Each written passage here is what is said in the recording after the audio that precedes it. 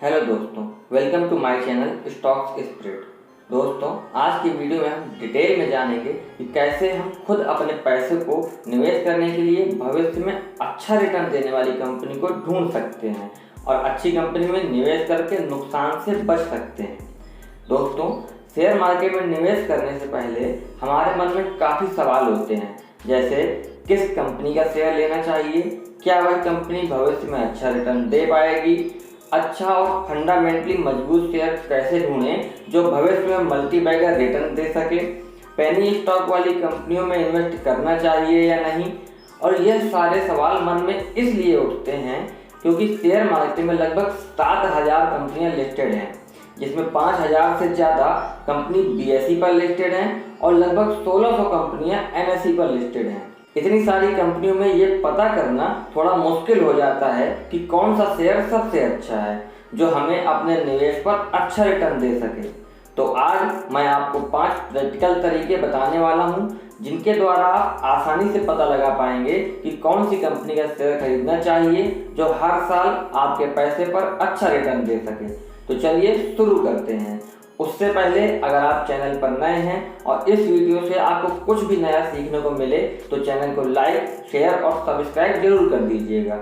Stock market से जुड़ी हर खबर के बारे में सबसे पहले जानने के लिए आप हमें फेसबुक, इंस्टाग्राम, ट्विटर और टेलीग्राम में भी फॉलो कर सकते हैं, जिसका लिंक डिस्क्रिप्शन में दिया गया है। अब बात करते हैं अपने टॉपिक पर। तो सबसे पहले नंबर पर किसी भी कंपनी के शेयर में निवेश करने से पहले आपको उसके बिजनेस मॉडल के बारे में अच्छे से पता होना चाहिए, जैसे कंपनी कैसे काम करती है, कौन सी प्रोडक्ट या सर्विसेज बेचती है, मार्केट में उस कंपनी का ब्रांड कैसा है, कंपनी अपना माल इंडिया के अलावा किस देश में एक्सपोर्ट करती है। किसी भी कंपनी के शेयर को खरीदने से पहले आपको इन सभी सवालों के जवाब पता होने चाहिए। एग्जाम्पल के तौर पर अगर आप IEX यानी इंडियन एनर्जी एक्सचेंज कंपनी का शेयर खरीदना चाहते हैं तो पहले आपको पावर सेक्टर के बारे में अच्छे से जानकारी लेनी चाहिए, जिसके लिए आप उस कंपनी की वार्षिक रिपोर्ट पढ़ सकते हैं, जिसे कंपनी हर साल अपने शेयर होल्डर्स के लिए पब्लिश करती है। वार्षिक रिपोर्ट में आपको उस कंपनी के बारे में बहुत कुछ पता चलेगा और जिस सेक्टर में वह कंपनी काम कर रही है उस इंडस्ट्री के बारे में भी काफ़ी चीज़ें पता चल जाएंगी, जो आपको उस कंपनी का शेयर खरीदना चाहिए या नहीं यह निर्णय लेने में मदद करेंगी। किसी भी कंपनी की वार्षिक रिपोर्ट को आप उस कंपनी की ऑफिशियल वेबसाइट पर जाकर डाउनलोड कर सकते हैं। वार्षिक रिपोर्ट को पढ़ने के बाद आपको ऊपर दिए गए सभी सवालों का जवाब मिल जाएगा, जैसे कंपनी क्या काम करती है, उसकी ब्रांड वैल्यू कैसी है, कौन कौन से प्रोडक्ट या सर्विसेज लोगों को ऑफर करती है, किस प्रोडक्ट से कितना रेवेन्यू आता है, उस पूरी इंडस्ट्री में कंपनी का मार्केट शेयर कितना है। लेकिन सच तो यह है कि 50% से ज़्यादा निवेशक कंपनी की वार्षिक रिपोर्ट पढ़ते ही नहीं हैं और यही कारण है कि ज़्यादातर लोग बिना वार्षिक रिपोर्ट पढ़े किसी भी फंडामेंटली कमज़ोर शेयर को खरीद लेते हैं और बाद में उनका नुकसान हो जाता है, क्योंकि या तो वह इंडस्ट्री डाउन चली जाती है या फिर कंपनी ग्रोथ ही नहीं कर पाती है, जिसके बारे में कंपनी अपनी वार्षिक रिपोर्ट में खुलकर विस्तार से बात करती है। लेकिन कंपनी की वार्षिक रिपोर्ट में आपको सभी पेज पढ़ने की ज़रूरत नहीं होती है, उसमें से कुछ इंपॉर्टेंट सेक्शन होते हैं, आपको केवल उन्हें ही पढ़ना चाहिए। दूसरे नंबर पर आप किसी भी कंपनी का शेयर खरीदने से पहले उसके प्रोडक्ट या सर्विसेज के बारे में अच्छे से पता कर लें। आप जिस कंपनी के शेयर को खरीदना चाहते हैं वह क्या क्या प्रोडक्ट या सर्विसेज बेचती है जो उसके रेवेन्यू का मेन सोर्स है और किस प्रोडक्ट से कितना रेवेन्यू आता है यह जरूर पता कर लें। एग्जाम्पल के तौर पर नेस्ले को लेते हैं। कंपनी बहुत सारे प्रोडक्ट बनाती है जिनकी लिस्ट आप देख सकते हैं।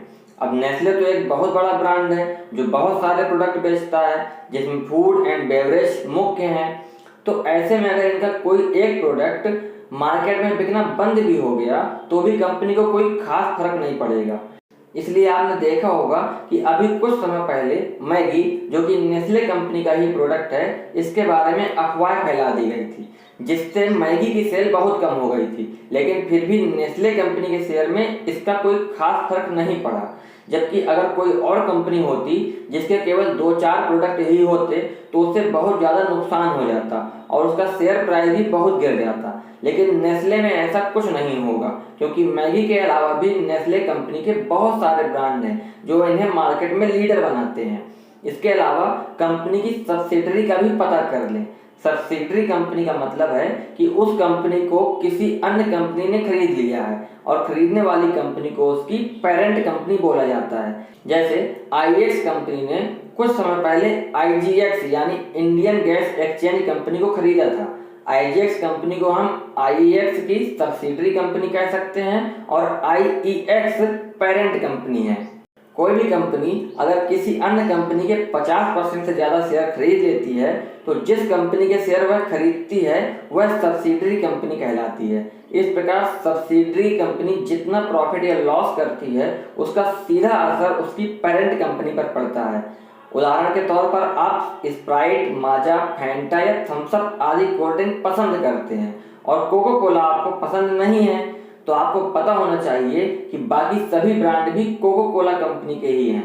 मतलब इन सभी कोल्ड ड्रिंक ब्रांड का सीधा प्रॉफिट कोको कोला कंपनी के पास जाता है। तो अब आप समझ गए होंगे कि किसी भी कंपनी का शेयर खरीदने से पहले आपको उसकी सब्सिडरी और पेरेंट कंपनी के बारे में पता होना चाहिए। चलिए आगे बढ़ते हैं। हमारा तीसरा पॉइंट होगा, शेयर खरीदने से पहले कंपनी का इंपोर्ट और एक्सपोर्ट कितना है ये जरूर चेक कर लें। कोई कंपनी अपना प्रोडक्ट बनाने के लिए कितना माल विदेशों से मंगवाती है और अपने माल को कितने देशों में बाहर बेचती है ये पहले से पता कर लें। जैसे टीसीएस यानी Tata consultancy services Tata group की सबसे बड़ी आईटी आउटसोर्सिंग कंपनी है जो 46 देशों की 149 लोकेशंस में अपने सॉफ्टवेयर एक्सपोर्ट करती है और वहां से इसे अच्छा खासा रेवेन्यू प्राप्त होता है। ये जानना इसलिए जरूरी है क्योंकि अगर जिस देश में यह कंपनी व्यापार करती है उस देश में कोई क्राइसिस आता है या इकोनॉमी में किसी प्रकार की समस्या आती है तो उसका सीधा असर टीसीएस या जो भी कंपनी एक्सपोर्ट करती है उसके प्रॉफिट पर होगा। इसके अलावा कंपनी के क्लाइंट्स कौन कौन हैं ये जानना भी बहुत जरूरी है। अगर कोई छोटी कंपनी किसी बड़े ब्रांड के साथ व्यापार करती है, उसे अपने प्रोडक्ट या सर्विसेज बेचती है तो यह उसके लिए एक प्लस पॉइंट होता है। इस प्रकार की कंपनी भले ही स्मॉल कैप होती है लेकिन इसमें ग्रोथ की अच्छी संभावना होती है और उसमें से कुछ शेयर तो भविष्य में मल्टी बैगर बन जाते हैं। अगली चीज आपको देखना है कि कंपनी में निवेश करने से पहले उस पर डेप्ट कितना है। कंपनी का कर्ज यानी डेप्ट चेक करना सबसे ज़्यादा जरूरी है क्योंकि शेयर मार्केट में ज़्यादातर जो कंपनियां दिवालिया या बैंकरप्ट घोषित हो जाती हैं या फिर पेनी स्टॉक्स में बदल जाती हैं उनमें से आधे से ज़्यादा कंपनियां केवल इसलिए बैंकरप्ट होती हैं क्योंकि वह कर्ज नहीं चुका पाती हैं। इसलिए किसी भी कंपनी का शेयर खरीदने से पहले उस पर डेप्ट कितना है यह देख लेना चाहिए। अगर कंपनी डेप्ट फ्री है और हर साल अपना नेट प्रॉफिट बढ़ा रही है तो बहुत अच्छी बात है, लेकिन अगर कोई कंपनी डेप्ट फ्री तो है लेकिन उसका प्रॉफिट हर साल उतना ही है, वह ग्रोथ नहीं दिखा पा रही है, तो क्या आप उस कंपनी के शेयर खरीदेंगे? वहीं दूसरी ओर एक कंपनी जिस पर थोड़ा बहुत कर्ज है लेकिन वह उस कर्ज को अच्छे से मेंटेन कर पा रही है और अपने प्रॉफिट को भी हर साल तेजी से बढ़ा रही है, तो यह पहले वाली कंपनी जो डेप्ट फ्री है उससे अच्छी मानी जाएगी क्योंकि यह कंपनी हर साल अपने डेट को अच्छे से मैनेज करके उस पर अच्छा प्रॉफिट जनरेट करके अपने शेयर होल्डर्स को दे रही है। जबकि पहले वाली डेप्ट फ्री कंपनी ऐसा नहीं कर पा रही है, तो सिर्फ डेप्ट फ्री कंपनी देखना ही काफी नहीं है, उसके साथ साथ आपको कंपनी के प्रॉफिट को भी देखना चाहिए। अगला पॉइंट आता है, शेयर खरीदने से पहले कंपनी के फाइनेंशियल स्टेटमेंट को जरूर पढ़ना चाहिए। किसी भी कंपनी का फंडामेंटल एनालिसिस करने के लिए यह सबसे महत्वपूर्ण भाग है। फाइनेंशियल स्टेटमेंट के अंदर मुख्य रूप से 3 चीजें आती हैं।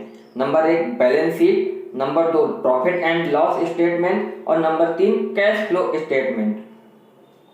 ये तीनों ही चीजें किसी भी कंपनी की फाइनेंशियल हेल्थ को दर्शाती हैं।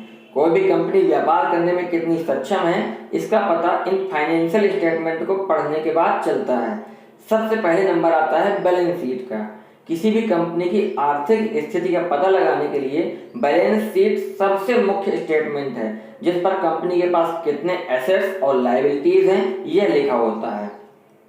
एसेट्स की बात करें तो एसेट्स को कंपनी की संपत्ति कहते हैं, जो उसे बिजनेस करने में मदद करती है। इसमें टेंजिबल एसेट्स यानी भौतिक संपत्तियां जैसे फैक्ट्री, मशीन, उपकरण, कंप्यूटर आदि आते हैं, और इनटेंजिबल एसेट्स जैसे कि patent, trademark, copyright, brand value आदि आते हैं। ये दोनों ही प्रकार के एसेट्स बैलेंस शीट पर लिखे होते हैं। और लायबिलिटीज की बात करें तो लायबिलिटीज यानी देनदारी या फिर जिम्मेदारी, इनमें वह चीजें होती हैं जो कंपनी के ऊपर बोझ हैं और एक तरह से उसे चुकाना ही पड़ेगा, जिसमें कर्ज भी शामिल है। तो कर्ज कंपनी के लिए लायबिलिटीज है। अगर कंपनी ने किसी अन्य क्रेडिटर से उधार पर सामान खरीदा है तो उसे जो अकाउंट पेबल की रसीद मिलती है वह कंपनी के लिए लायबिलिटीज होती है। इस प्रकार कंपनी के एसेट्स और लायबिलिटीज हर साल कंपनी की बैलेंस शीट में कम या ज्यादा होते रहते हैं। दूसरे नंबर पर आता है प्रॉफिट एंड लॉस स्टेटमेंट। इसे इनकम स्टेटमेंट या पीएनएल अकाउंट भी कहते हैं। कंपनी का पीएनएल स्टेटमेंट उसके हर साल के प्रॉफिट और लॉस को दर्शाता है। प्रॉफिट और लॉस स्टेटमेंट हर साल अलग अलग बनाया जाता है, जिसमें उस कंपनी के इनकम और एक्सपेंडिचर के बारे में लिखा होता है और कंपनी ने कितना प्रॉफिट या लॉस किया है यह भी बताया होता है, जिसकी तुलना आप उसके पिछले साल के इनकम स्टेटमेंट से कर सकते हैं। प्रॉफिट लॉस स्टेटमेंट हर साल बनाया जाता है, जबकि बैलेंस शीट जब से कंपनी स्टार्ट हुई थी तब से लेकर वर्तमान स्थिति तक का सारा लेखा जोखा बैलेंस शीट पर लिखा होता है। तीसरा पॉइंट आता है कैश फ्लो स्टेटमेंट। कंपनी का प्रॉफिट लॉस स्टेटमेंट पूरी पिक्चर नहीं दिखाता, मतलब कंपनी के पास कितना नगद कैश आया है और कितना बाहर गया है यह नहीं बताता। इसकी जानकारी कंपनी के कैश फ्लो स्टेटमेंट में दी होती है। उदाहरण के तौर पर अगर एबीसी कंपनी ने इस साल किसी को 1 लाख रुपए का माल उधार पर बेचा, जिसका नगद पैसा उसे कुछ सालों बाद मिलेगा, तो कंपनी के प्रॉफिट एंड लॉस अकाउंट में हमें 1 लाख रुपए की सेल तो दिखाई देगी, लेकिन उसमें हमें यह पता नहीं चलेगा कि कंपनी के पास कैश आया भी है या नहीं। इसलिए कैश फ्लो स्टेटमेंट की जरूरत पड़ती है, जिसमें कंपनी के पास कितना नगद कैश आ रहा है और कंपनी किसको कितना कैश दे रही है, इसकी पूरी जानकारी कैश फ्लो स्टेटमेंट में रहती है। इसलिए जब आप किसी कंपनी का शेयर खरीदें तो कैश फ्लो स्टेटमेंट जरूर पढ़ें। इसके अलावा किसी कंपनी का शेयर खरीदने से पहले आपको उसकी स्ट्रेंथ और वीकनेस के बारे में जरूर पता होना चाहिए। कंपनी की ताकत उसका कॉम्पिटिटिव एडवांटेज होता है, जो उसके किसी भी कंपटीशन के पास नहीं होता है, और यही उस कंपनी को पूरे सेक्टर का लीडर बनाता है। जैसे कि हिंदुस्तान यूनिलीवर का डिस्ट्रीब्यूशन नेटवर्क उसकी ताकत है, एप्पल कंपनी का ब्रांड और प्राइसिंग पावर उसकी ताकत है। आप सोच रहे होंगे कि हिंदुस्तान यूनिलीवर और एप्पल इतने बड़े ब्रांड है तो इनकी कोई कमजोरी नहीं होगी, लेकिन ऐसा नहीं है। ब्रांड चाहे कितना भी बड़ा हो, उसकी कोई ना कोई कमजोरी जरूर होती है। जैसे कि हिंदुस्तान यूनिलीवर की कमजोरी यह है कि यह कंपनी लगभग सभी एफएमसीजी प्रोडक्ट को टारगेट करती है, जिसके कारण इसके कंपटीटर किसी एक सिंगल प्रोडक्ट पर फोकस करके उसे बेस्ट बनाकर इसका मार्केट शेयर कम कर देते हैं, और यह हिंदुस्तान यूनिलीवर कंपनी के साथ कई बार हुआ है। इसके अलावा कंपनी में निवेश करने से पहले उसके फ्यूचर प्लान जानना भी जरूरी है। अगर आप पहले से ही पता कर लेते हैं कि कोई भी कंपनी भविष्य में किन योजनाओं पर काम करने वाली है, तो आप उसका शेयर खरीद कर मल्टीबैगर रिटर्न कमा सकते हैं। इसके कई सारे उदाहरण देखने को मिल जाते हैं, जैसे कि राकेश झुनझुनवाला ने टाइटन कंपनी का शेयर को उस समय खरीदा था जब यह कंपनी बहुत छोटी थी। तो टाइटन कंपनी को उन्होंने केवल इसलिए खरीदा होगा क्योंकि उन्हें इसकी फ्यूचर ग्रोथ पर विश्वास होगा, और यह विश्वास किसी भी कंपनी को अच्छे से रिसर्च करने पर ही आता है। इसका एक और उदाहरण हम टाटा मोटर्स और टाटा पावर्स के शेयर में देख सकते हैं। टाटा मोटर्स और टाटा पावर्स के शेयर ने पहले ही दिखा दिया है, क्योंकि जिसने 1 साल पहले जब टाटा मोटर्स ने इलेक्ट्रिक वाहनों को लाने का प्रस्ताव किया, तब अगर किसी ने इस शेयर में निवेश किया होता तो सिर्फ 1 साल में इस कंपनी ने निवेशकों का पैसा 100% से ज्यादा कर दिया।